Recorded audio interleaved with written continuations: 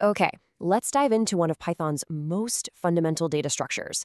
We're talking about dictionaries and a huge change that happened right under our noses, one that completely rewrote a rule many of us learned on day one.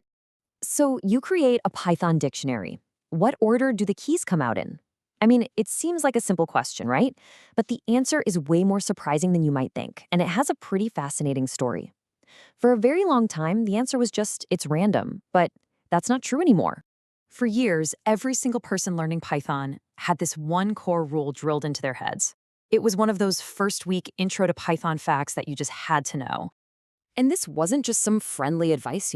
We're talking official documentation, cheat sheets, tutorials. They all told us the exact same thing. Dictionaries are unordered. You put things in, and they come out in a jumble. End of story. So the order you put your items in had absolutely no direct relationship to the order you got them out. It was just an accepted fact of life in Python. You simply could not rely on it. But then things started to change. At first, it was quiet, but then very publicly, everything we thought we knew about dictionaries got turned on its head. For decades, this was just how it was. If you absolutely needed to preserve order, you had to reach for a special tool called an ordered dict. But a huge shift was already happening behind the scenes. Now, what's really fascinating is how this all came out into the open. It was this tweet from Raymond Hettinger, a very influential Python core developer, who just announced this massive change. Dictionaries are now guaranteed to retain their insertion order.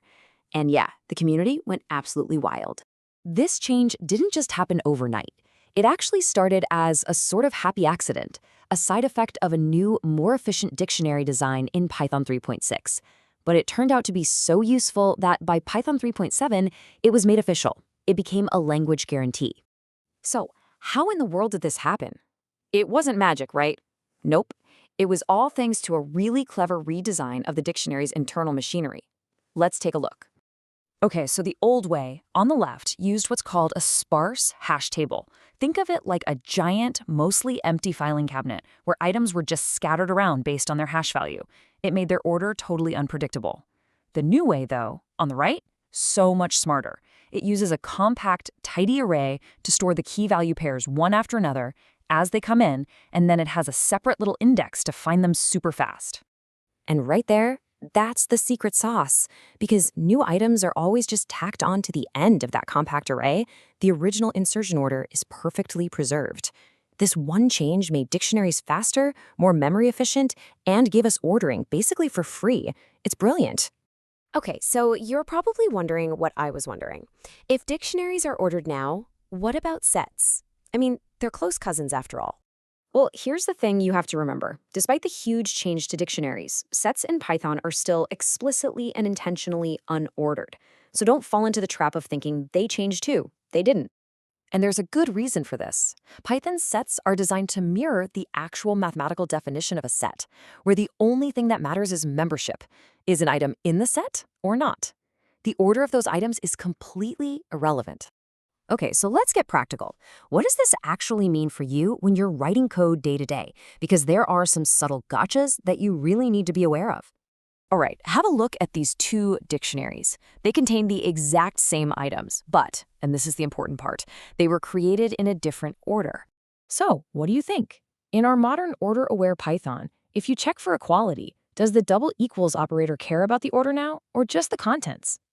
And the answer is yes. They are considered equal. This is a really important point.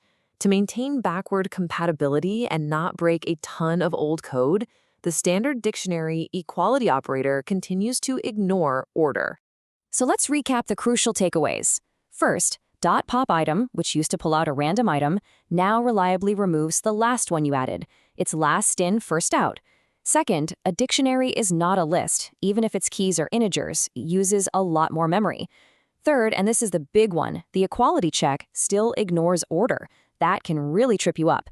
And finally, you can now safely rely on insertion order pretty much everywhere, from keyword arguments to parsing JSON. And that leads us to a final, kind of mind-bending thought.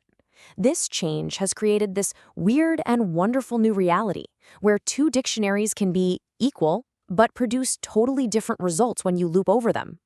It's an incredibly powerful feature, but it's one you definitely have to respect.